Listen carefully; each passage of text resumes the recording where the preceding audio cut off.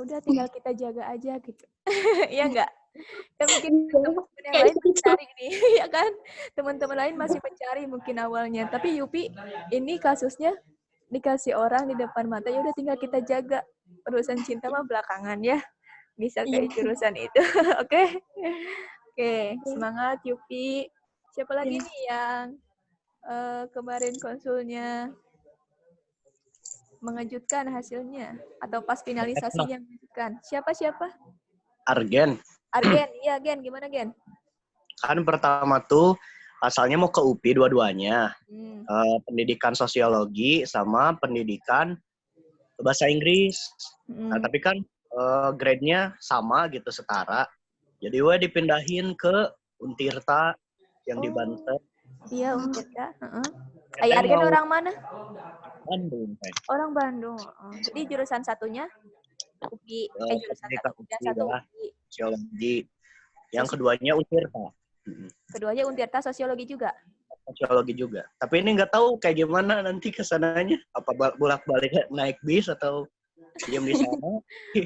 Mau pulang pergi kalau ke Untirta.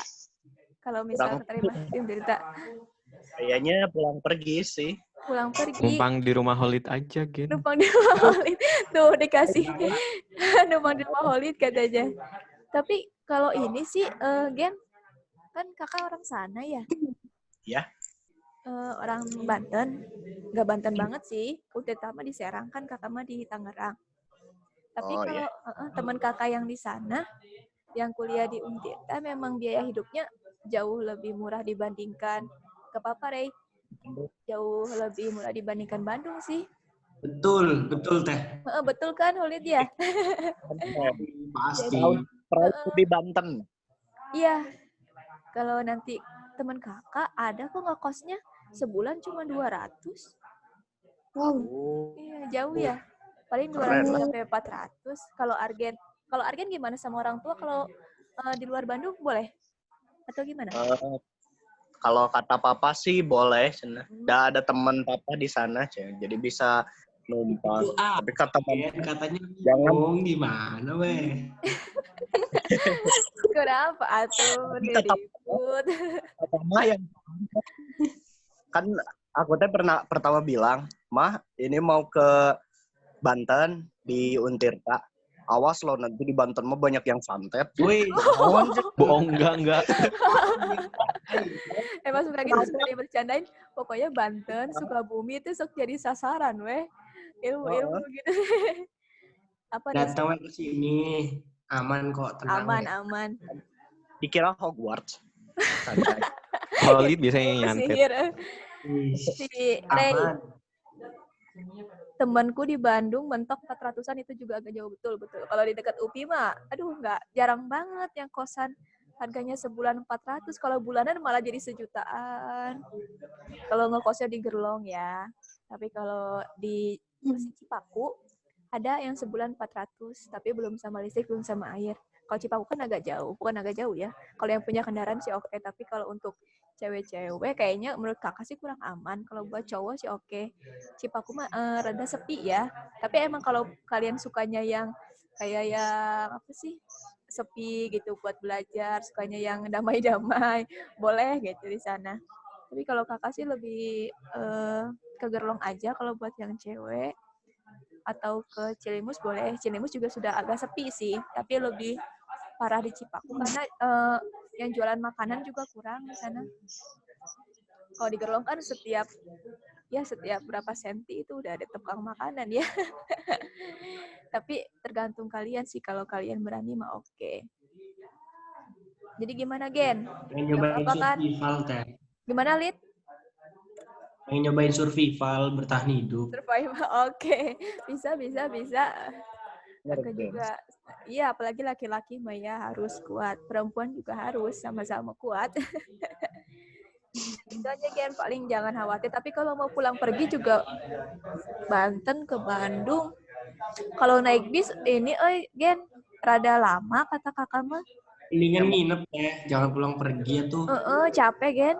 Apalagi kalau masih semester awal mah, Gen, kayaknya kan masih sibuk di kampus ya. Iya.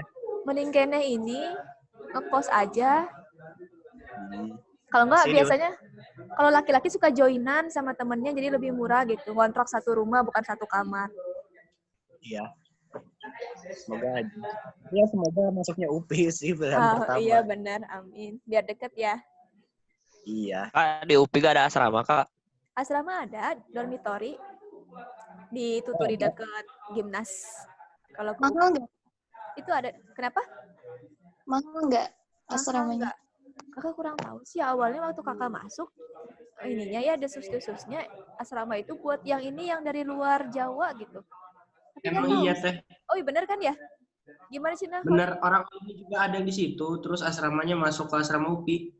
Oh, tapi teman kakak yang dari Kalimantan dia nggak post kok di Gerlong. Kayaknya tergantung sih. Itu ada juga seleksinya teh. Ada gimana Lid? Ada seleksinya juga katanya mah. Oh, kalau ada seleksinya berarti ya ini sih harganya mungkin lebih miring karena harus ada seleksi berarti ada subsidi kan ya dari UPI-nya kayaknya mah. Oh, pasti. Segala yang seleksi pasti gitu tuh. Oke, siapa lagi yang jauh banget? Nurul teh. Nurul, kenapa Nurul? Nurul itu tujuan awalnya pendidikan geografi. UPI. Tapi pas dia UPI konsultasi sama Kang Yandi, disuruhnya itu ke manajemen bisnis. Kau kayak sama Renaldi ya? Tapi gimana? Iya. Bisa diklik nggak? Bisa dipilih nggak? Enggak, tapi Nurul tetap pilih pendidikan. Oke, terus yang keduanya? Enggak, teh. Jadi pilihan satu itu ilmu pendidikan agama Islam. Pilihan duanya pendidikan geografi. Oh, jadi di pilihan kedua yang pendidikan geografinya. Berarti di sini Yupi sama Nurul sama ya IPAI ya? Iya, sama. Sama. Oke, aduh. Semangat ya. Jadi bersaingan nih. Kalau dulu zaman kakak SMA nih senam PTN ya, kalau milih senam PTN ada yang tahu jurusannya bakal sama. Ribut ke guru BK nih. Biasa langsung adu domba. Teman aku juga jadi ngabagedan ke aku Kak karena sama SNM. Oh iya, gitu. Tapi dia masuk nggak? Gak masuk atuh Kak. Enggak, dianya. Dia masuk juga enggak? Enggak ya. Udah pertemanan putus, dapat PTN enggak ya? Aduh. Biasalah. Aku bingung. Ya gitulah yang namanya seumuran kayak kalian masih kene egonya tinggi kan ya. Masih idealis banget. Tapi ada ini loh. Katanya apa namanya? Kalian tahu Pramudia Nantatur? Tahu banget Kak. Ya. Kalian pembacanya ya. Katanya kakak pernah baca kalau nggak salah tuh intinya mah semakin kita bertambah usia nanti kita akan kalah dengan rasa idealis kita gitu. Sampai nanti idealis kita juga bakal terkubur. Jadi mungkin di umur kalian mah kayak lagunya Rhoma Irama nih. Darah muda kan ya. Berapi-api gitu. Tapi lama-kelamaan mah katanya seperti itu sih kalau yang kakak baca. Tapi kakak udah ngerasain sih kayak yang penting mah bisa hidup gitu. Tapi kalian nggak boleh gitu ya. Tapi kalian nggak boleh gitu. Harus punya optimis. Yang penting mah bisa hidup sekarang. Kalian sudah di fase itu? Enggak ya? Masih pada optimis? Masih berapi-api Kak. Masih berapi-api, betul. Nanti ada quarter life crisis, pernah baca? Yang umur 20 itu ya? Iya, betul, Fahru. Jadinya, ya benar-benar ngerasa gak berguna gitu. Jadi benar-benar kayak kehilangan jati diri lagi. Masa-masa krisis itu kan gimana ya? Umur-umur 20 mah pengennya gimana ya? Kalau kalian kan masih kene orang tua kan masih kene nganggap anak. Bukan nganggap anak, semuanya juga dianggap anak gitu kan. Tapi ya masih bisa lah. Tapi kalau di umur 20 kan udah kepikirannya udah pengen lepaskan dari orang tua, tapi belum sanggup hidup sendiri. Apalagi masalah finansial gitu kan ya. Jadi ya di masa-masa itu mah kayak yang, aduh bingung banget mau ngapain. Kuliah, nggak dapat penghasilan.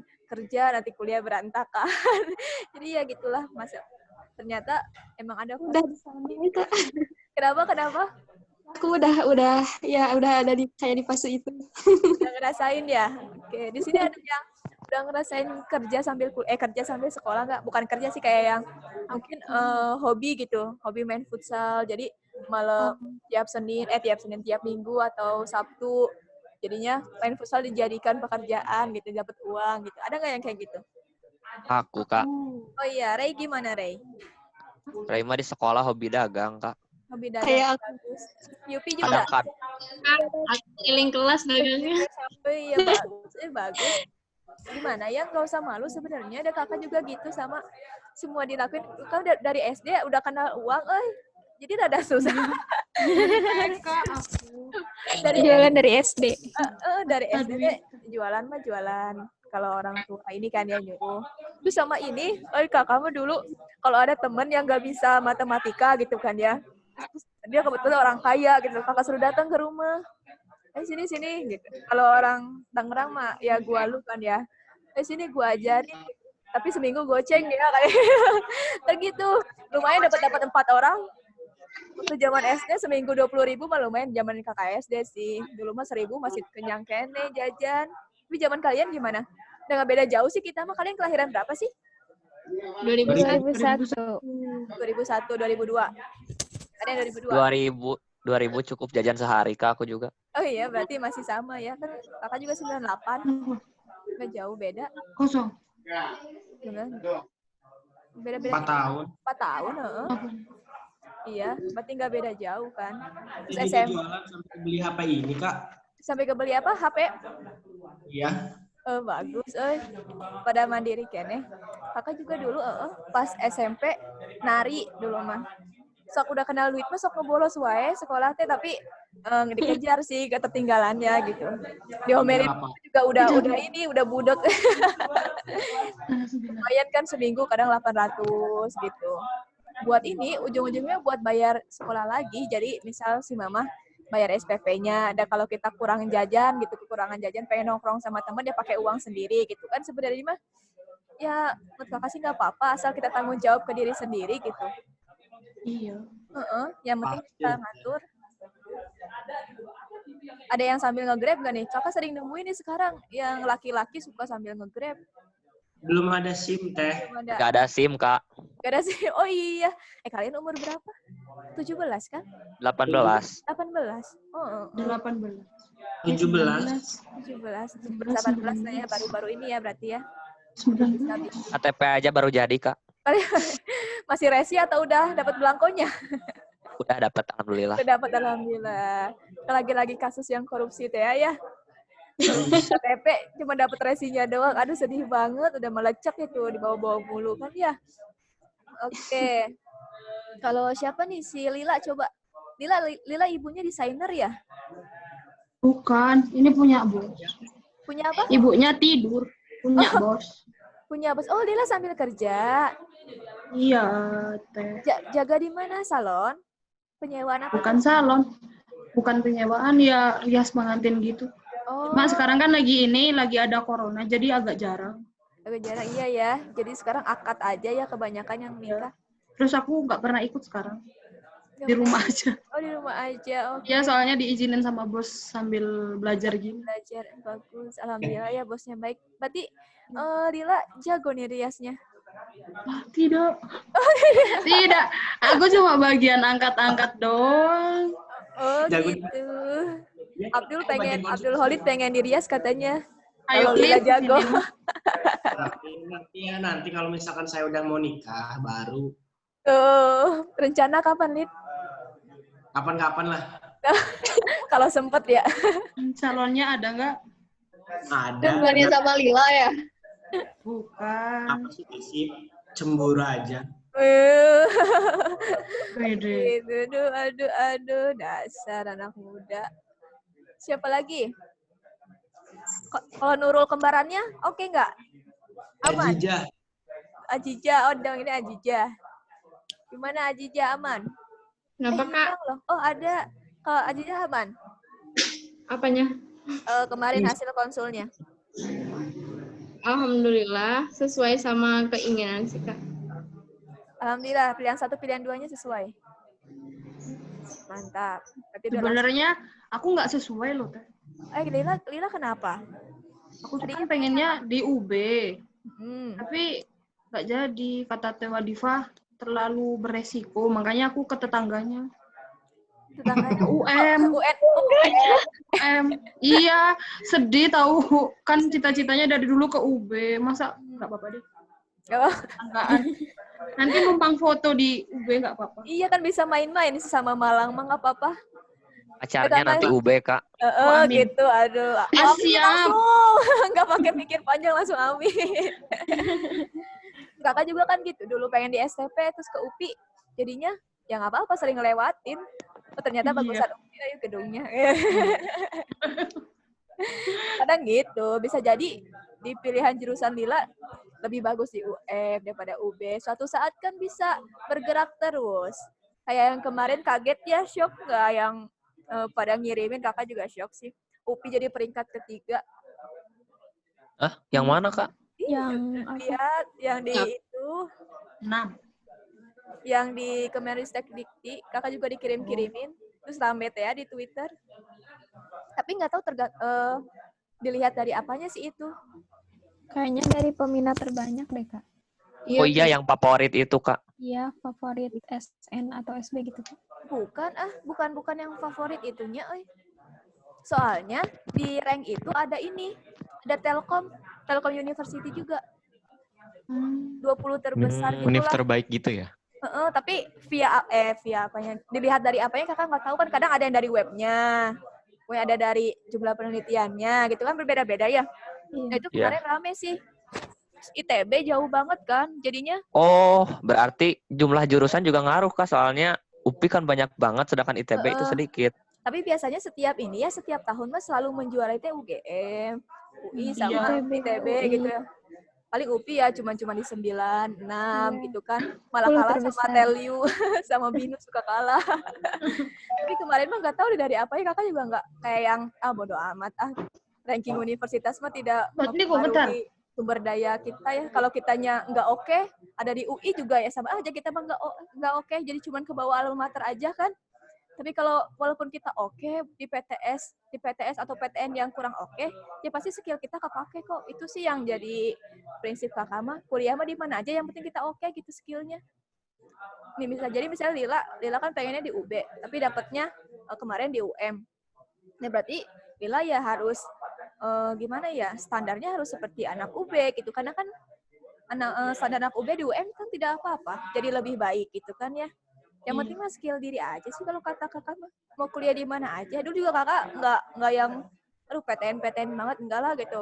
Soalnya udah kenal uang kan, pengennya kuliah sambil kerja aja gitu kan, pengen di PTS aja biasa gitu.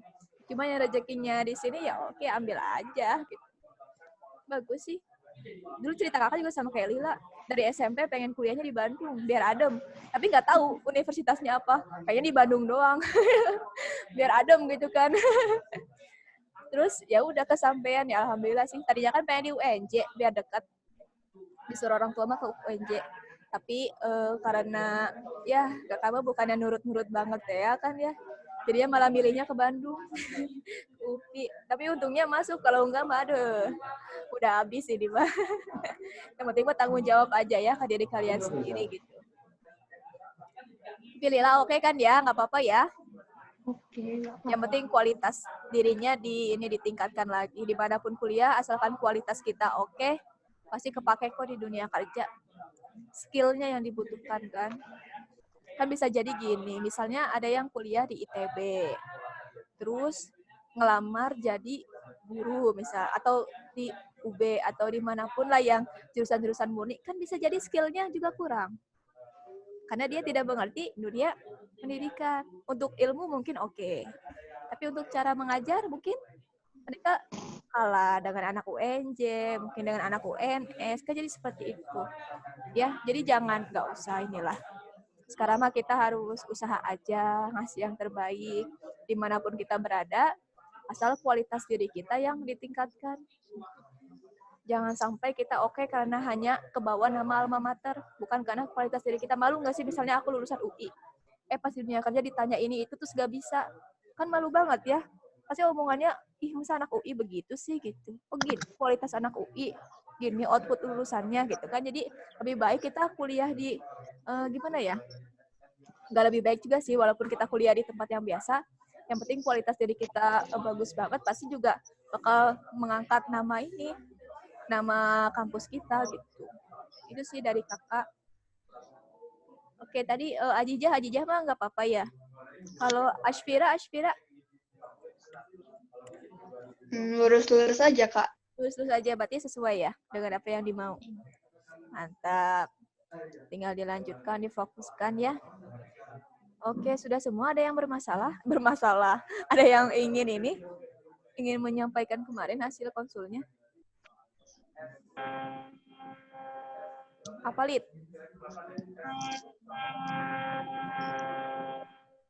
Lid, aman, Lid? Oh, kirain ke siapa teh? Katanya mah aman, cuman salah grade aja. Tapi sesuai kan ya dengan yang dimau? Sesuai sih teh, cuman katanya kita ngambilnya PBI Pendidikan Bahasa Indonesia 1, terus yang keduanya ilmu komunikasi, terus kata bisa, terus salam proses. Oh gitu, berarti tinggal, kalau hasil TO-nya tinggal ditingkatkan lagi kan ya. Hasil TO, kemudian banyak latihan. Oh iya, ini kakak mau ini dong. Kan kalian suka ini ya, kalian suka belajar mandiri nggak selain di sini? Sering latihan-latihan soal sendiri nggak?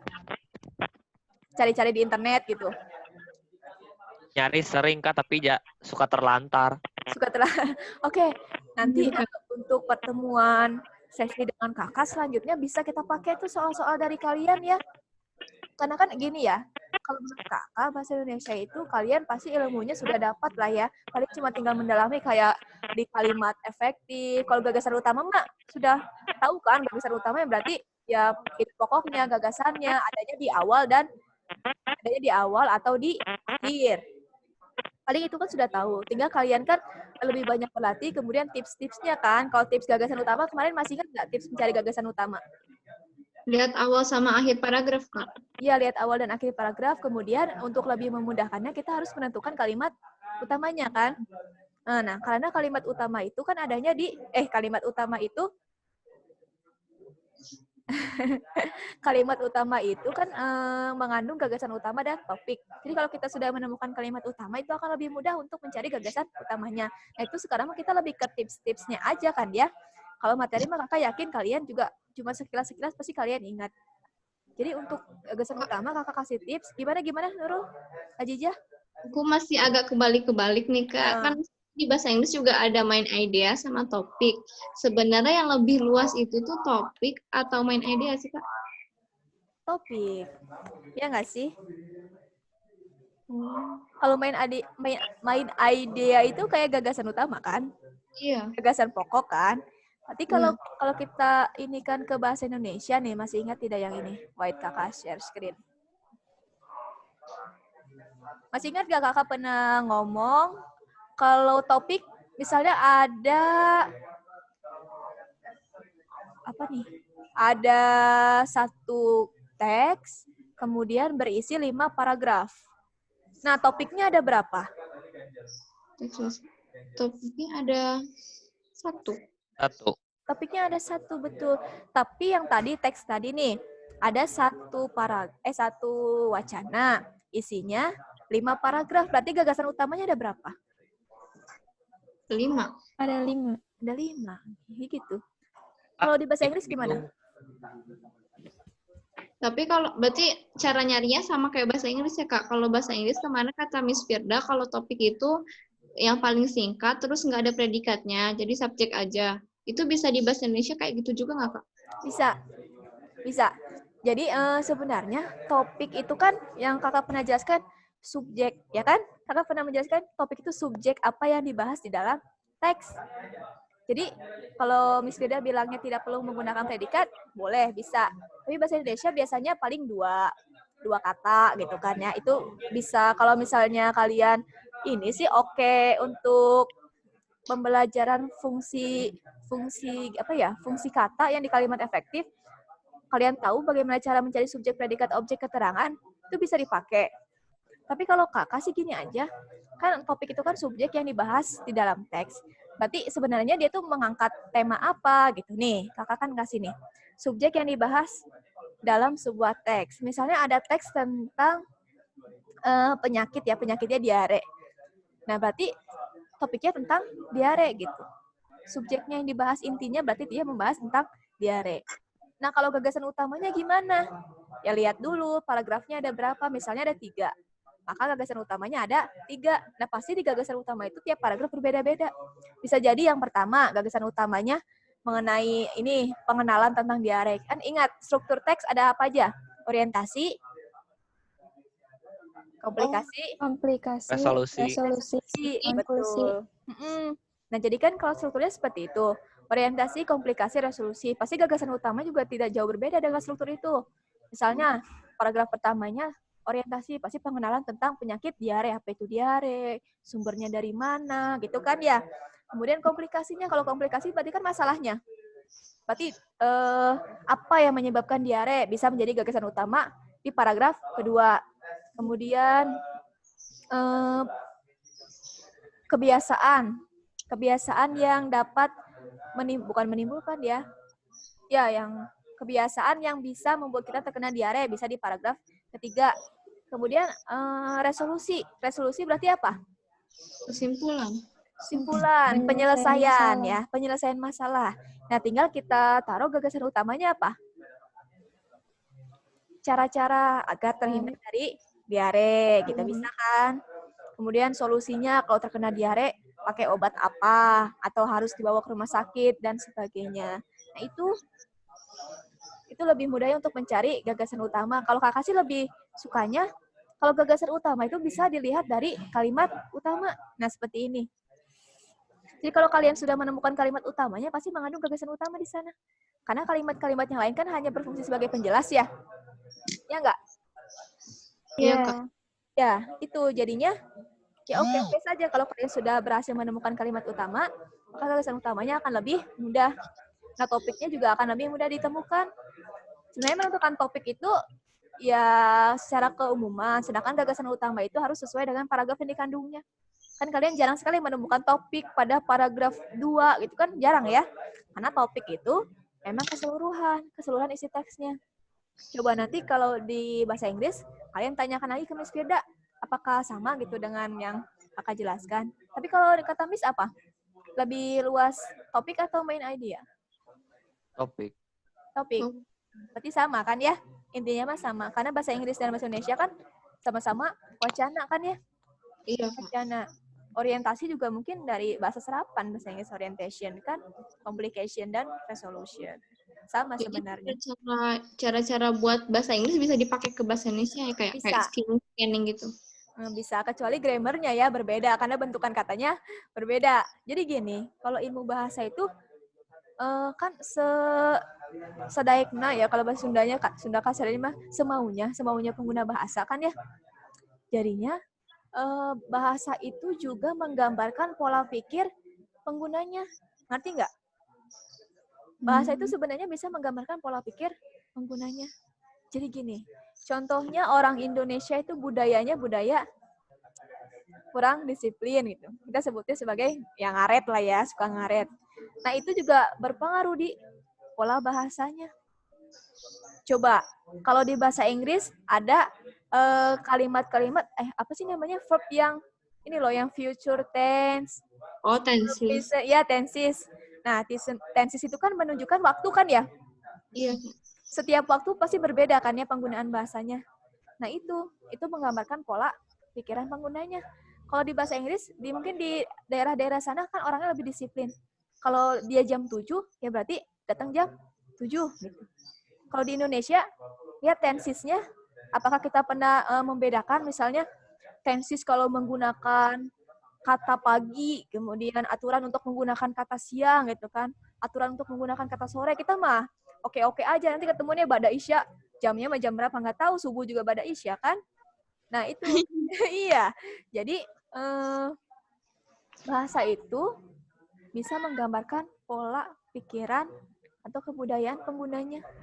Nah, jadi kalau belajar bahasa, kalian juga akan belajar budayanya. Jadi kenapa bahasa tidak bisa dipisahkan dari budayanya. Seperti itu. Kenapa bahasa Inggris kan tensesnya banyak gitu kan ya. Kalau bahasa Indonesia mungkin cuma subjek, predikat, objek, keterangan ya kan. Tapi kalau kakak setuju kalau untuk pencarian gagasan utama bisa menggunakan cara yang di bahasa Inggris. Kecuali kalau untuk sudah grammar, struktur itu berbeda. Karena bahasa Inggris, kalau tidak salah, berbeda ya. Bahasa Indonesia itu subjeknya biasanya lebih dulu. Tapi kalau bahasa Inggris lebih mementingkan predikatnya ya. Coba ada yang bisa... Iya, beda. Ya kan, beda kan? Ada yang bisa mencontohkan tidak? Kalimat di bahasa Inggris. Ini kalimat frase misalkan. Sok, gimana, Gen? Spider-Man kan manusia laba-laba. Spider-Man kalau secara harfiah berarti laba-laba manusia. Jadi iya, nah. Sama dibalik-balik. Betul. Nah, jadi seperti itu. Kalau masalah tenses dan grammar, itu berbeda ya antara bahasa Indonesia dengan bahasa Inggris. Contohnya tadi betul. Yang sederhananya Spider-Man. Itu kan laba-laba manusia. Kalau kita bilangnya kan Spider, laba-laba, man-nya manusia gitu. Tapi sedangkan di dalam bahasa Indonesia manusia laba-laba gitu. Nah, itu beda ininya, beda pola strukturnya. Kalau nanti nih kalian ketemu Teh Mei ya, di kalimat efektif kan ya Teh Mei yang ngajar. Iya. Nah, kalian bisa tanyakan itu. Kenapa gitu? Kenapa struktur kita berbeda dengan bahasa lain? Contohnya kayak ke bahasa Jepang aja. Bahasa Jepang selalu diakhiri dengan des ya. Iya. Ada yang pernah belajar atau suka nonton apa sih anime ya ngomongnya? Apa sih namanya? Wibu. Iya, Kak. Wibu. Siapa oleh Wibu? Argen? Atau Ray? Kita boleh nyoba ini mencerahkan sedikit. Iya, boleh Ray. Kita sharing. Ini Argen. Oh, Argen, salah. Ya, Gen, gimana, Gen? Jadi kalau menurut yang saya baca, suka ada fakta-fakta gitu di internet. Nah, bahasa Inggris itu kan rumpun bahasanya dari Eropa. Rumpun bahasa pertamanya kan Belanda, terus dari Belanda Jerman, dari Jerman Prancis ke Inggris baru. Nah, kalau Indonesia kan Asia. Jadi rumpun bahasanya sama Malaysia, sama Brunei, Thailand kayak gitu. Jadi pasti beda sih. Betul. Yang dibilang Argen itu betul. Jadi bahasa itu kan sebenarnya luas.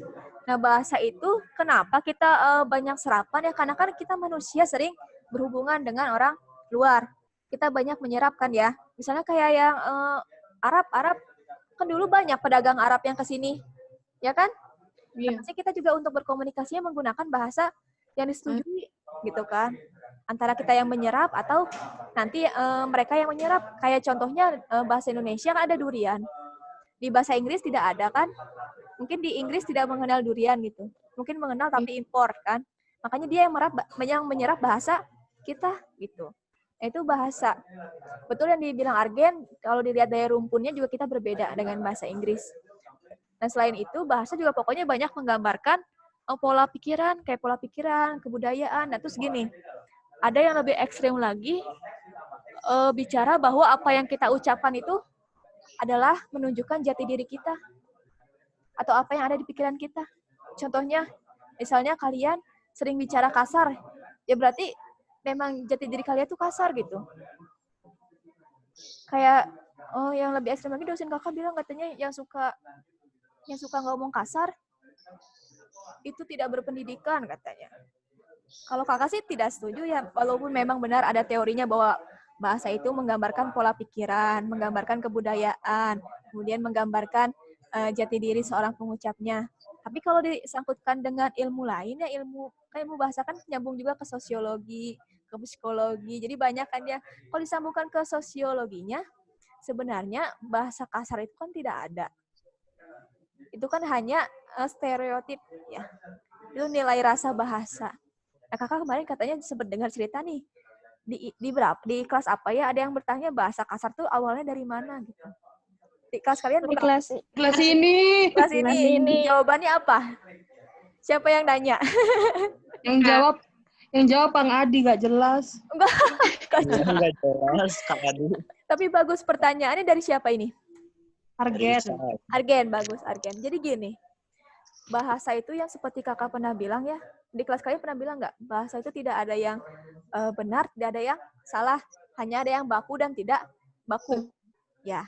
Jadi kakak ini ya, kakak kasih pencerahan sedikit. Jadi kalau dalam sosiolinguistiknya ya, jadi dia itu percampuran antara ilmu masyarakat dan bahasanya, namanya sosiolinguistik kan. Jadi lebih ke pemakaian bahasanya. Nah jadinya, misal kakak bilang anjing, Menurut kalian kakak kasar atau enggak? Enggak. Enggak. Enggak, mungkin ada yang tersinggung kakak bilang anjing. Kan di sini anjing itu makna harfiahnya apa? Binatang kan? Binatang. Nah, kenapa dia dibilang bahasa kasar? Karena ngomongnya sambil marah. Ngomongnya sambil marah. Bisa. Nah, jadi dalam bahasa itu ada yang dinamakan dengan nilai rasa bahasa. Jadi itu nanti nyambungnya ke ini balik lagi sesuai dengan penggunanya nilai rasa bahasa. Jadi nanti kan ada ragam percakapan, ada ragam formal. Kalau kakak ngomong anjing, tapi anjing dalam konteks negatif ya, anjing di ragam formal dengan orang yang tidak dikenal, kemudian dengan orang yang lebih tua, maka itu akan terdengar kasar bagi yang mendengarnya. Terus kakak juga dapat cap jelek. Tapi kalau misalnya nih kakak sama Aziza misalnya udah akrab banget gitu kan, udah sering ngobrol, udah pokoknya sohib lah, deket. Terus kita saling sapa-sapanya dengan nama binatang, misalnya, weh anjing lu, weh babi lu gitu. Itu terdengarnya kasar nggak? Enggak kasar antara Aziza dan kakak. Tapi bagi orang yang mendengarnya kasar. Karena mereka istilahnya mah bahasa sederhananya tidak ada chemistry-nya. Itu yang dinamakan dengan nilai rasa bahasa. Bahasa itu tidak ada yang kasar dan tidak ada yang baik. Itu hanya stereotip dari manusianya saja. Oh Dan iya, bagaimana Kak. cara penyampaiannya gimana, Rey?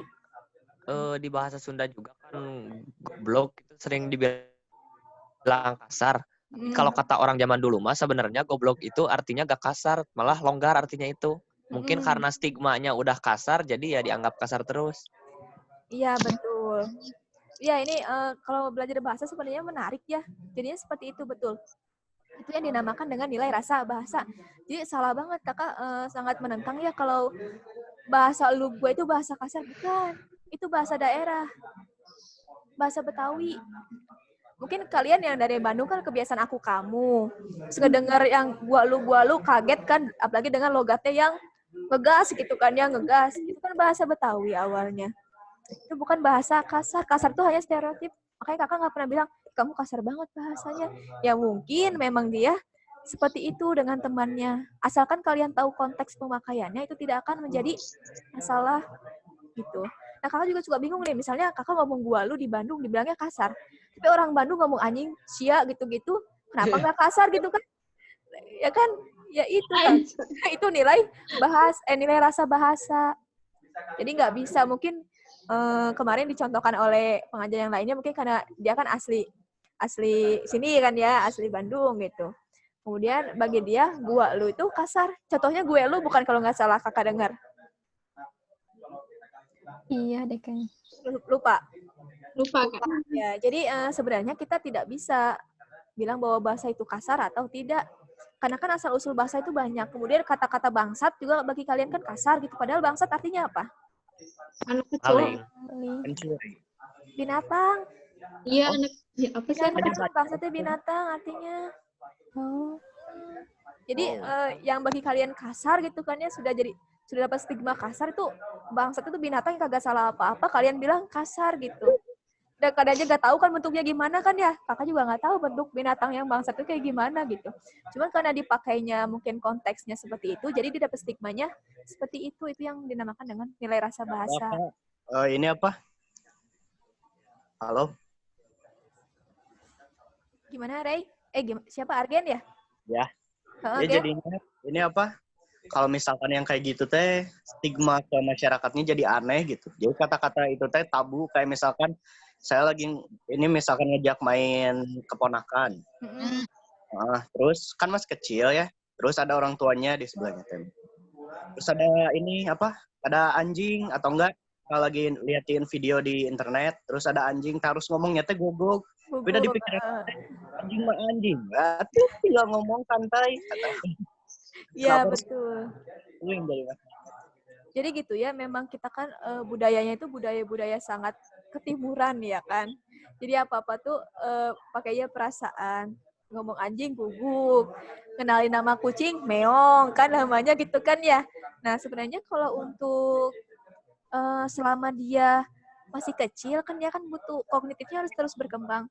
Kosakatanya juga harus terus disuplai gitu kan, harus diajari. Ya bilang saja kalau anjing ya anjing, bunyinya baru guguk gitu kan. Kalau menurut kakak seperti itu. Tapi kadang kan memang orang tua kan lebih sukanya sudah punya stereotip sendiri kali ya. Berarti nilai rasa bahasa dia itu terhadap kata anjing itu emang sudah jelek gitu. Kan kadang anak kan gimana orang tuanya ya, suka dengar kayak gitu kan. Iya. Ya didikan orang tua itu pasti melekat kan ya ke anaknya. Dan bisa jadi itu. Benar sih itu gimana ya fenomena-fenomena bahasa di dalam kemasyarakatan. Terus ada nggak yang suka gini nih? Apa ya? Kalau misalnya kentut gitu, suka diajarin mamanya bilang maaf gitu kan. Suka nggak kalau waktu kecil? Kan ada anak-anak yang kentut-kentut aja gitu. Tapi ada yang diajarkan maaf gitu kan. Jadi gimana orang tuanya gitu. Tapi kita kan karena kita sudah tahu nih, sudah tahu ilmunya gitu ya. Yang namanya bahasa tidak ada yang kasar dan tidak ada yang halus gitu. Kita juga ini berikan saja nggak apa-apa. Apa namanya? Kosakata kayak anjing. Anjing kan binatang. Kucing gitu kan, tidak perlu diganti guguk, meong, itu mah hanya sebagai pengetahuan bunyinya seperti ini loh, guguk. Kemudian kucing bunyinya seperti meong gitu. Nah, tapi ya gimana ya, yang namanya anak kan butuh suplai ini kosakata ya, butuh masukan kosakata untuk menambah sisi kognitifnya, lebih baik kita ajarkan saja. Anak kecil mana tahu sih bahasa kasar dan halus kan ya. Kecuali kalau memang kitanya mengajarkan, jangan ngomong anjing kasar itu mah. Berarti dia kan jadinya tahu kalau anjing itu kasar. Yang awalnya dia nggak tahu bahwa anjing cuman hewan gitu kan. Tapi nanti kalau sudah besar baru diajarkan lagi. Kalau nanti kalian jadi orang tua kan atau punya adik gitu kan. Punya ponakan. Kalau nanti sudah besar baru diberi pengertian. Misalnya kata anjing, ya bolehlah digunakan. Kalau dengan teman akrabnya saja. Dan teman sefrekuensi ya. Bisa jadi misalnya Ray sama Arken misal. Ngomong anjing-anjingan nyambung. Tapi Ray ke Fahru misalnya. Fahrunya nggak suka gitu kan dengan anjing, ya bisa jadi walaupun sama-sama teman, kalau tidak se-circle lah ya, bahasanya sekarang circle kan dia lagi ininya, kalau tidak selingkaran lah, selingkaran pertemanan bisa jadi itu berbeda gitu. Jadi seperti itu untuk bahasa. Jadi bahasa itu luas ya, nggak ada stereotip seperti itu. Itu mah hanya buatan dari manusia, samanya seperti kita ini. Misalnya mencuri itu perbuatan yang jelek gitu. Nah itu kan dari ya, kemudian kalau cewek duduknya ngangkang, katanya nggak bagus, jelek. Ya emang kenapa tuh ya? Dan laki-laki juga sama gitu kan, bisa duduk kayak gitu. Nah, itu kan ajaran moral ya, baik dan buruk gitu. Tapi kan karena kita tinggalnya di lingkungan seperti ini, berarti kita harus menyesuaikan. Jangan. Tapi yang penting kita tahu gitu kan intinya apa. Kemudian kayak duduk-duduk di pintu, itu kan petua. Petua-petua. Nonton jodoh. Iya, katanya serut jodoh. Padahal memang intinya kan baik. Karena menghalangi orang lain lewat. Orang mau lewat, kehalang sama kamu duduk di pintu. Mending kecil, kalau gede ya kan. Ngalangin banget gitu. Sebenarnya ya seperti itu sih. Kemudian ini nih, kayak bahasa juga digunakan sebagai sistem ini ya, perlindungan alam. Kalian pernah dengar nggak? Jangan main ke itu tuh, kebun-kebun itu. Ayah pocong gitu. Pernah nggak ngerti kayak gitu? Mitos kan, ayah pocong, ayah si kunti gitu. Sering. Itu kan local wisdom. Itu local wisdom loh. Jadi sebenarnya bisa jadi itu digunakan untuk melindungi. Kalau kita manusia main-main ke kebun, ada singkong yang dicuri gitu kan ya. Terus ada ini nyuri apa pisang lah, jeruk lah gitu kan, namanya manusia kan. Nah kadang masyarakat Indonesia kan takutnya sama setan ya, bukan sama manusia lagi ya kan. Jadinya itu kan lokal wisdom dari leluhur kita gitu. Itu namanya nanti kan mitos. Kalau kalian yang tertarik dengan ilmu-ilmu seperti itu namanya mitos kan. Itu sebenarnya mitos itu dibuat bukan untuk menakut-takuti. Salah satunya untuk itu. Tapi ada lagi yang lebih penting. Misalnya sebagai sistem proyeksi kan, perlindungan gitu, perlindungan ke masyarakat. Kayak itu aja misalnya, kalian kemarin pernah dengar misalnya main ke kawah ini, nggak boleh gini, nggak boleh pacaran di batu cinta, nanti putus gitu kan. Pernah nggak? Di batu apa sih yang di situ Patenggang? Kalau nggak salah deh. Jangan kesana sama pasangan, nanti putus. Itu kan sebenarnya nilai moral aja gitu. Kita pacaran berdua-duaan sama yang bukan muhrim gitu kan, apalagi tempat wisata mengganggu pandangan orang lain gitu kan ya. Mungkin mereka mah enak pacaran ngerasain senang aja, kita geluh ngelihatnya ya kan. Yang itu. Jadi mitos-mitos itu sebenarnya ada tujuan moralnya gitu.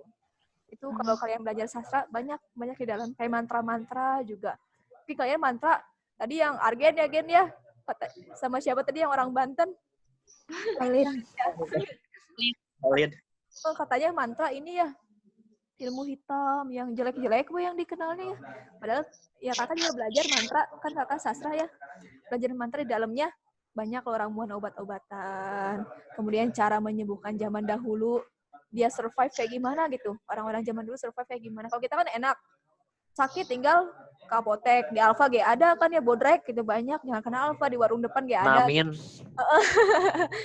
Tapi zaman dulu ternyata begitu loh cara survive-nya. Dengan cara jampi-jampi gitu. Jampi-jampi mungkin karena mereka kan belum familiar dengan budaya tulis. Lebih ke lisan gitu kan ya.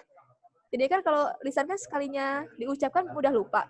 Tapi kalau dibuat kayak mantra, nyanyian gitu kan diulang, jadi tidak mudah lupa. Nah, bisa seperti itu. Kalau kalian tahu produk Mustika Ratu, tahu Iya. nggak? Yang cewek-cewek miliar kan ya, ibu kalian mungkin ada yang pakai itu kan ya. Sekarang mah zamannya Eminda ya, Wardah. Kalau itu juga mereka yang kakak tahu ya, dari dosen kakak, dia ini memang memanfaatkan mantra. Bukan mantra dijampi-jampi di produknya, bukan. Maksudnya dalemannya mantra itu loh. Untuk misalnya kecantikan, pakainya daun apa. Jadi lebih ke alami gitu. Alami yang dikemas dengan lebih modern. Seperti itu. Itu jadi mantra. Jadi pokoknya kalian kan sudah tahu nih, sudah jangan terlalu inilah.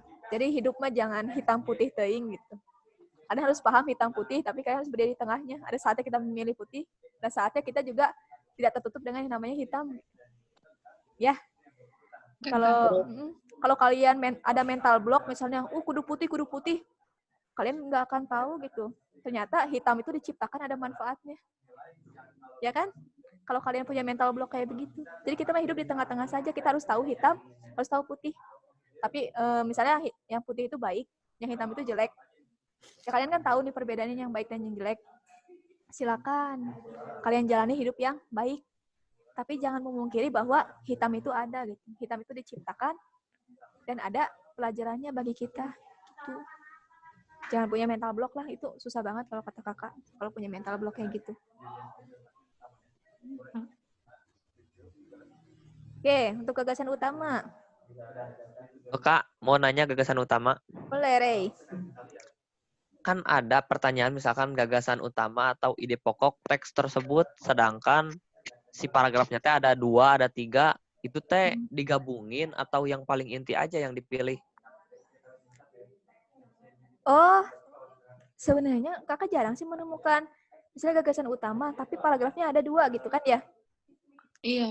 Biasanya kalau soalnya hanya gagasan utamanya saja, misalnya gagasan utama pada teks tersebut, biasanya paragrafnya hanya 1 tapi panjang banget gitu. Tapi kalau kasusnya seperti itu kayak yang Rey gitu, kayak temuan baru nih, bisa ambil. Sering mana? Oh sering Gak tahu soalnya salah, gak tahu gimana gitu.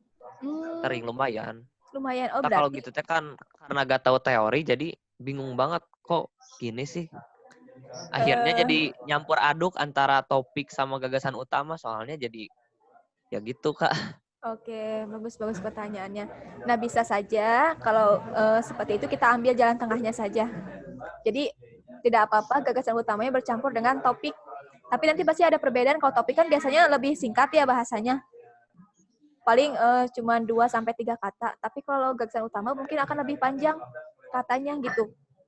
Ya Rey, ya nggak apa-apa. Yang lain juga nggak apa-apa. Kalau misalnya kasusnya seperti itu, maka kita ambil jalan tengahnya saja. Kita ambil yang mendekati dengan topiknya.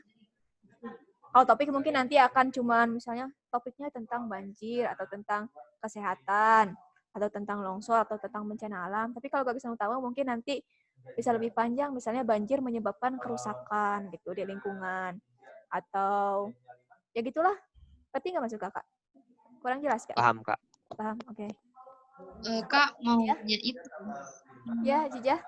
Ini Kak, jadi apa ya?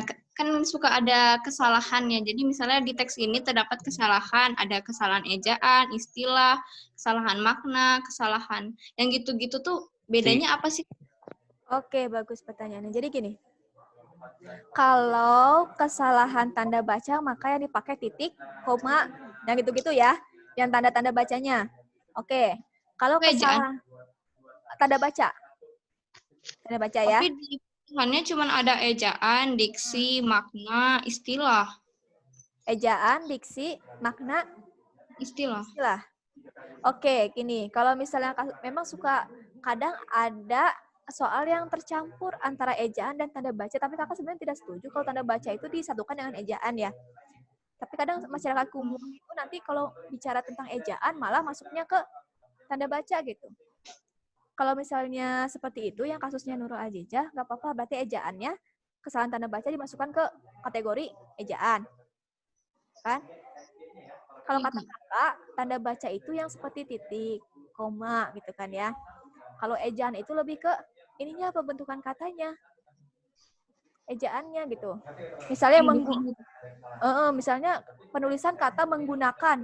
Menggunakan G-nya 1 atau 2? 2. Nah, betul. Itu kesalahan. Misalnya kalau dia hanya menggunakan, itu berarti kesalahan ejaan gitu. Terus kayak misalnya ada Tangerang. Tangerang gimana tulisannya? G-nya 2. G-nya 2 atau G-nya 1? 1. Ya, G-nya G-nya 1 ya. Walaupun pengucapannya Tangerang tapi G-nya 1. Nah, itu masuknya ke ejaan, kesalahan ejaan gitu. Itu yang dimaksud dengan ejaan. Kemudian kalau pembentukan kata lebih ke morfologinya yang imbuhan tadi yang Nurul Azizah. Misalnya kayak kata imbuhan menasal bertemu dengan kata SP maka harus luluh. Tapi pengecualian. Kalau bertemu dengan klaster, kata SP tapi yang klaster. Misalnya memproduksi klaster itu kayak ini ya, konsonan vokal. Ngerti nggak? Produksi. Diawali dengan KKV itu konsonan vokal. P konsonan, R konsonan, O vokal kan jadinya KKV tuh. Itu dinamakan dengan klaster. KKV konsonan vokal. Nah, kalau kasusnya seperti itu, walaupun dia KTSP, kemudian diikuti dengan klaster, maka dia tidak luluh. Jadi tetap memproduksi, bukan memproduksi gitu. Paham nggak? Paham. Nah, itu... Kak, mau tanya. Ya, boleh. Jadi, kemarin-kemarin itu kalau soal tryout dari LC itu suka ada pertanyaan yang, misalnya di soal nomor ini yang ditanya, mana yang kalimat tidak baku. Terus pertanyaan setelahnya yang ditanya, mana kalimat yang tidak sesuai dengan kaidah kebahasaan. Itu bedanya apa? Oke. Nanti ada yang lagi yang nanya, yang mana yang tidak efektif gitu. Kayak beruntun gitu, itu nggak tahu bedanya. Oke, bagus pertanyaannya. Kalau kata yang tidak baku, berarti di dalam kata tersebut mengandung, di dalam kalimat tersebut mengandung ada kata yang tidak baku. Contohnya gini, liburan di karena hari raya Idul Fitri, pantai tersebut jadi rame. Penulisannya ada kata rame. Otomatis itu menjadi kalimat yang tidak baku. Karena mengandung kata yang tidak baku. Nah, itu ya. Itu untuk pertanyaan mencari kalimat yang tidak baku. Kemudian apalagi tadi Paru, kalimat efektif ya? Iya. Nah, kalimat efektif yang selalu kakak bilang ya, kalau kalimat efektif itu pasti kalian harus mencarinya dengan effort yang lebih, harus usaha lebih. Karena yang pertama, kalimat efektif itu kan nyambungnya ke banyak. Yang pertama bisa ke tanda bacanya, kemudian bisa ke pembentukan katanya, kemudian penggunaan diksinya, dan strukturnya. Nih, kalau kakak kasih tips untuk mencari kalimat efektif, yang pertama kalian lihat tanda bacanya. Kalau tanda bacanya sesuai, maka lanjut ke penggunaan katanya, pembentukan katanya. Misalnya tadi ada contoh yang dia menuliskan kata memproduksi dengan memproduksi. Nah, itu bisa jadi kalimat yang tidak efektif. Tapi misalnya tanda baca oke, penggunaan kata, pembentukan kata oke. Terus lihat strukturnya. Ya, strukturnya kan biasanya di kalimat efektif lebih di ininya strukturnya ya. Kalian pasti belajar tentang SPOK-nya kan. Nah, strukturnya.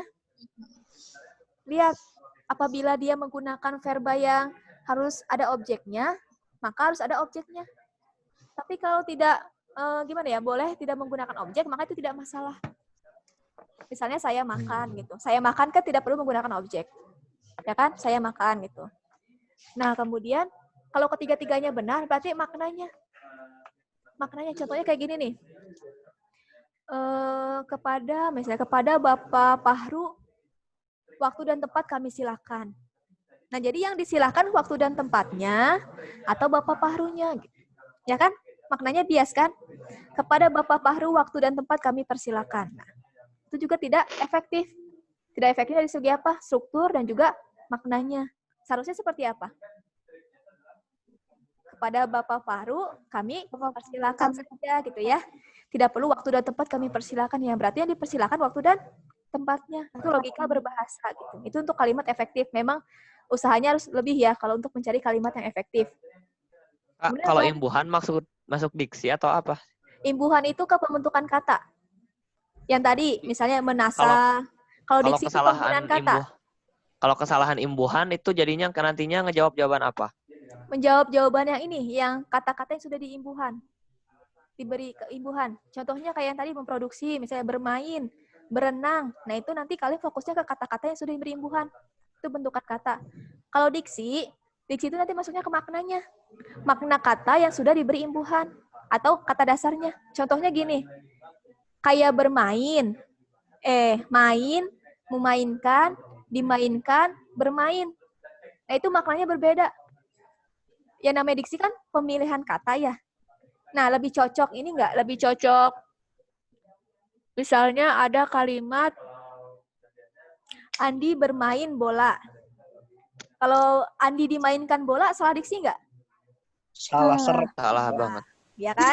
Seperti itu. Jadi itu penggunaan diksi siap, itu, paham. ya kayak gitu. Jadi dia nanti fokusnya ke maknanya.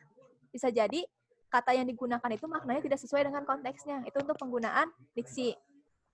Seperti itu. Ya? Oke, Kak. Kalau ini yang sesuai kaidah kebahasaan. Sesuai dengan kaidah kebahasaan. Dia masuknya nanti ke, bisa banyak. Kalau sesuai dengan kaidah kebahasaan. Bisa nanti ke ejaannya. Kemudian bisa ke penulisannya. Tahu nggak kayak huruf bercetak miring? Ya kan? Iya. Ya kan kayak kata-kata asing itu kan harus bercetak miring gitu. Nanti banyak kalau kalimat sesuai dengan kaidah kebahasaannya. Bisa ke pembentukan kata bisa gitu. Tapi biasanya kalau kalimat efektif dia lebih ke ininya sih, lebih ke strukturnya. Tapi kalau kaidah kebahasaannya sangat luas sekali. Lebih luas dari kalimat efektif. Bisa jadi nanti ke penulisan katanya. Contoh kayak bercetak miring, bercetak tebal. Ya, soalnya di Gimana, Pak? TO kemarin tuh kan ada pertanyaan mana yang tidak sesuai kaidah kebahasaan. Di kalimat satu ada yang dia imbuhannya awalan akhiran tapi dipisah gabungan kata kan harusnya disambung ya. Terus tapi di kalimat selanjutnya ada kalimat berbahasa Inggris yang nggak dimiring. Gitu, jadi ada dua kesalahannya gitu. Tapi yang ditanya kaidah kebahasaan mana yang tidak sesuai dengan kaidah kebahasaan padahal tapi di teks ada dua gitu. Oke, kalau kasusnya seperti itu maka pilih yang A. Gimana itu? Yang Fahru yang A.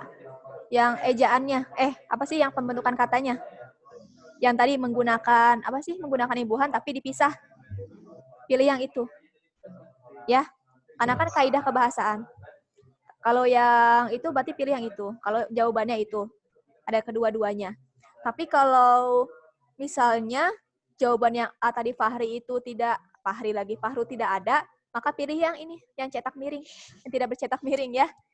Ya gitu. Jadi sesuaikan saja. Jadi kalau kakak ini ya, kalau kakak kasih pilihan, jadi di dalam UTBK itu pasti mengeluhnya banyak yang soal pilihan jawabannya hampir sama. Nah, kalau misalnya ada dua jawabannya menurut kalian, pilih yang paling fatal kalau itu salah. Tapi kalau untuk mencari pernyataan yang benar atau kalimat yang benar, maka pilih yang paling benar. Kalau menurut kalian jawabannya ada 2 atau lebih. Yang paling fatal aja. Kalau misalnya kesalahannya fatal, misalnya kesalahan tanda baca, kurang koma, misalnya kayak gini. Saya membeli ikan, udang, dan cumi.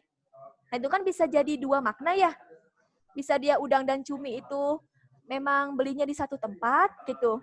Atau dipisah. Kalau dipisah kan berarti ikan, udang, dan cumi. Tapi kalau udang dan cumi pun itu salah, tapi tidak terlalu fatal. Bisa jadi maknanya berbeda. Udang dan cuminya dia nyambung gitu. Dicampurkan misalnya di dalam satu kresek. Ikannya pisah, udang dan cuminya nyatu gitu kan. Itu bisa. Tapi kalau ada kalimat yang seperti ini. misalnya ada kalimatnya yang benar-benar fatal banget menggunakan tanda koma atau menggunakan tanda titik yang seharusnya misalnya akhir kalimat kan tanda finalnya titik. Kemudian kalau kalimat tanya berarti kan tanda finalnya tanda tanya. Nah, itu misalnya ada kalimat yang tidak menggunakan tanda final, itu kan lebih fatal lagi. Nah, pilih yang lebih fatal. Kalau yang tadi yang kasus yang kalimat yang pertama yang ikan, udang dan cumi kan masih bisa ada logika bahasanya ya. Nah, jadi untuk belajar bahasa itu kalian tidak hanya materinya saja tapi ada logika berbahasanya gitu. Oke, jadi pilih kalau ada soal yang menyuruh kalian untuk menjawab atau memilih pilihan yang salah, maka pilih yang kesalahannya paling fatal. Tapi kalau ada soal yang menyuruh kalian untuk memilih pernyataan yang benar, atau informasi yang benar, atau kalimat yang sesuai, pilih yang paling sesuai itu saja. Karena kan pasti keluhannya pilihan jawabannya, ya boleh Lila, pilihan jawabannya itu ini hampir sama, pasti keluhannya kan kayak gitu ya. Maka itu tips dari kakak, pilih yang paling fatal dan pilih yang paling benar, itu aja. Oke. Kakak tadi yang istilah belum. Oh iya, yang istilah, astagfirullah. Pertanyaan gimana tadi, Jija? Yang di antara milih ejaan, diksi, kalau tadi kan diksi udah tahu kan dari kakak, terus istilah sama makna udah tahu juga sih tadi, berarti istilah yang belum kak. Kalau istilah, nanti bisa ke istilah asing atau istilah yang hanya digunakan pada bidang tertentu. Ada contoh kalimatnya nggak, Ajijah? Kalimat ininya, pertanyaannya. Biar ada gambaran. Masih ingat nggak? Nggak ada. Oke. Kalau istilah itu yang istilah umum sama khusus bukan, Kak? Ya, bisa masuk ke sana. Nanti menyambungnya ke makna juga, makna leksikal dan makna gramatikal. Istilah, misalnya biasanya kalau istilah yang suka kakak temukan itu soalnya istilah yang tepat digunakan untuk melengkapi kalimat 3, misalnya gitu. Berarti kalau istilah, kalau pertanyaan istilah, berarti konteks dari teksnya itu hanya di bidang tertentu. Misalnya di bidang kesehatan. Titik-titik-titik atau DBD misal. Titik-titik atau DBD adalah penyakit yang menular melalui nyamuk misal. Nah, berarti kan titik-titik-titiknya ada istilah khusus kesehatan atau kedokteran. DBD berarti kepanjangannya dari apa? Demam berdarah dengue. Ya, demam berdarah dengue. Berarti demam berdarah dengue atau DBD. Nah, gitu kan berarti istilah yang cocok untuk melengkapi kalimat tersebut. Jadi lebih ke penggunaan pada bidang tertentu atau pada istilah asing. Oke? Seperti itu istilah. Terus nanya lagi Kak, itu tuh suka nemu soal yang, jadi kan misalnya ada kata wacana gitu, terus misalnya ada kata signifikan, makna signifikan dalam wacana di atas adalah, terus kan ada banyak gitu ya Kak ya. Nah itu tuh masih suka bingung milihnya tuh antara secara konteksnya maksud dia di situ atau secara KBBI. Oke, bagus. Nah, kalau untuk makna-makna seperti itu di soal UTBK, maka konteksnya harus disesuaikan dengan kalimatnya. Karena gini, logikanya kalian tidak akan boleh membawa KBBI, ya kan? Iya. Ya kan? Nah, pasti pembuat soal itu yang dimaksudkan adalah maknanya sesuai dengan konteksnya. Karena tidak mungkin kalian membawa KBBI. Maka sesuaikan dengan konteksnya. Seperti yang sudah kakak ajarkan ya, masalah tangan kanan itu kan ya? Masih ingat nggak? Iya. Nah, itu. Kalau kalian nanti sesuai dengan KBBI, misalnya aja ya, kalau tangan kanan kan terlalu lumrah ya, kalian sudah familiar banget. Tapi misal kalian posisinya dimisalkan, kalian tidak tahu apa itu tangan kanan. Gitu. Ya kan? Nah, tapi kalau ada kalimatnya, berarti kalian tinggal memasukkan pilihan jawaban ke kalimatnya.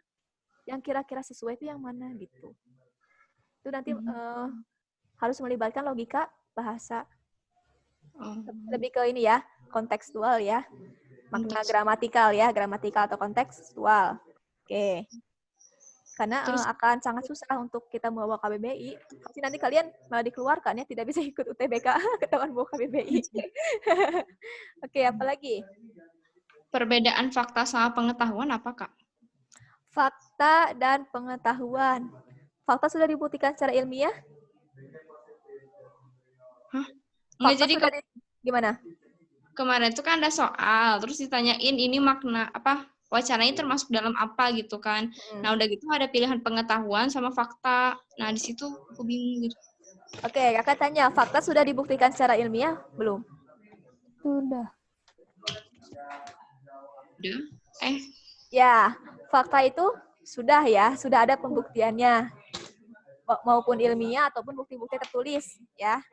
Tapi kalau pengetahuan, kakak bisa nggak ngomong gini, ini loh, ini misal siapa ya, Kang Ilman itu lulusan ITB, itu pengetahuan bukan? Pengetahuan. Fakta. Yang kalian tadinya tidak tahu jadi tahu. Nah, itu analogi sederhananya. Tapi kan itu kan dari omongan kakak. Kalian belum tahu buktinya. Kalau buktinya untuk menjadi fakta, maka kalian harus lihat ijazahnya Kang Ilman. Gitu. Kalau pengetahuan lebih ke belum ada pembuktiannya, lebih ke hanya mencari atau memberikan informasi kepada pembaca secara keumuman. Tapi kalau di teksnya sudah ada, misalnya menurut jurnal bla bla bla bla bla tahun 2000 ini, maka itu maksudnya ke fakta. Sudah ada buktinya, sudah dibuktikan secara tertulis maupun secara ilmiah. Gitu, Nurul Ajijah. Oke, Kak, siap. Siap. Oke, ada lagi?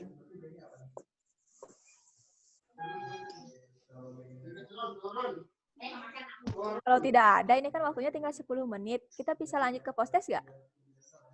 Bisa, Kak, insya Allah. Nah, insya Allah. Ingat ya, gagasan utama itu adanya di kalimat utama ya. Oke, betul. Nah, bagus ya untuk IPS 1. Nanti untuk sesi-sesi selanjutnya kita bisa langsung ke tips dan triknya ya. Tips dan trik menjawab soal dibandingkan kalian harus materi kan kalian sudah paham banget ya. Masalah materi mas selalu itu saja gitu. Kita lebih ke tips and triknya. Kalau Lila udah balik belum Lila? Lila, udah ada Lila? Ya, sambil menunggu Lila ya. Kakak siapkan post-testnya.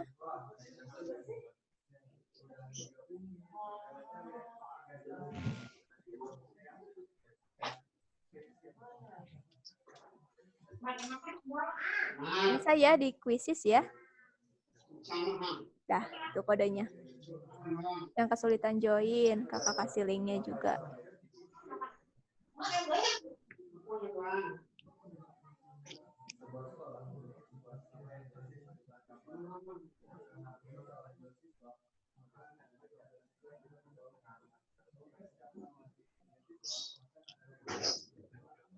Lila ada, Lila? Belum balik ya? Udah. Oh, udah. Mantap, Lila. Oke, sudah ada 1 yang join. 2. Kenapa, Lid? Lid, kenapa, Lid? Mengangkat tangan si Holid.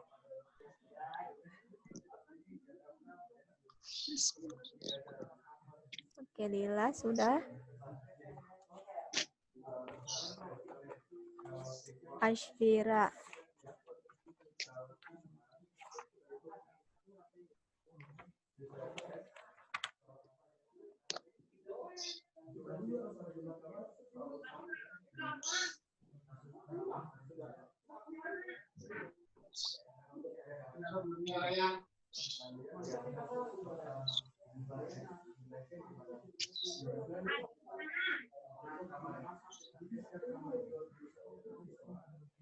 Sudah semua? Baru 6? 1, 2, 3, 4, 5, 6, 7, 8, 9. Ada 9 yang hadir ya.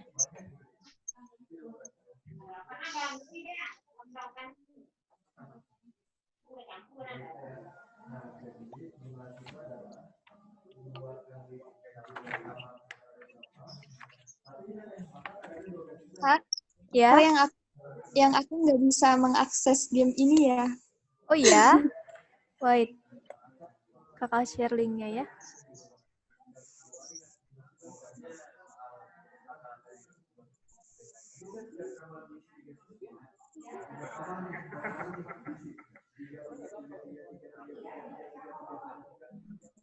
Itu sudah ada yang nge-share? Argen, makasih Argen. Coba pakai itu. Ya. Terserah. Siapa lagi yang belum?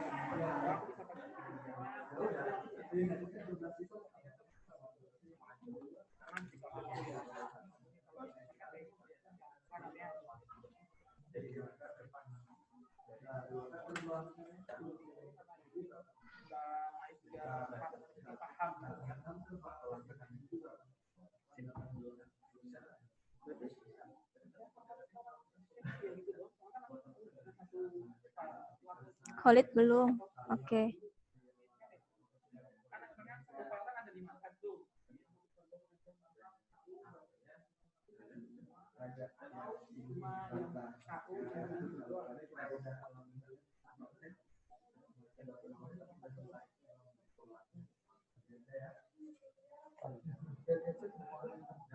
Yang aku masih nggak bisa nih, boleh minta kodenya aja nggak? Ada di grup chat ya. Oh, ya. 4100066.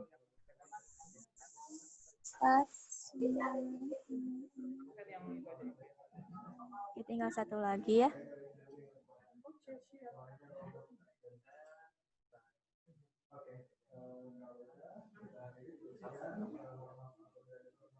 Oke, itu ya. Sambil menunggu nanti kakak bisa mulai ya. Nanti bisa masuk. Siapa tadi yang belum bisa teh? Ashfira ya? Bukan. Nurul ya? Oh, Yupi. Yupita, Kak. Ya, Yupi. Yupi masih sama ya kodenya itu. Yang lain bisa boleh mulai sambil menunggu Yupi. Bismillahirrahmanirrahim. Nah, oke, sudah masuk. Oke ya. Bismillahirrahmanirrahim. Silakan dikerjakan. Ya, karena waktunya tinggal 5 menit lagi, biar kalian lebih fokus mengerjakan post-testnya. Kakak sekalian pamit ya. Mohon maaf, ini banyak kekurangan, kurang maksimal hari ini menyampaikan materinya. Tetap semangat, masih ada 3 sesi lagi untuk hari ini. Kakak pamit. Wassalamualaikum warahmatullahi wabarakatuh. Waalaikumsalam warahmatullahi wabarakatuh. Makasih banyak, Kak. Siap.